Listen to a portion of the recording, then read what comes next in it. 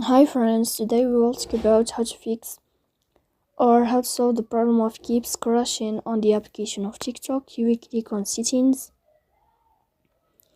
In this page you will click on apps, default apps, app settings. In this sign you will search about the application of TikTok and you will enter.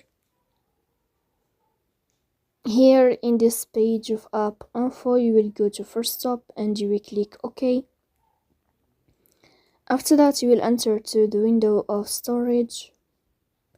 Here you will click on clear cache. Then you will go to Play Store. You will search about the application of TikTok. And then here you can uninstall your app and you can install it again to fix that problem. So please don't forget to support us by like and subscribe. See you next time in another video. And thank you for your watching and your attention.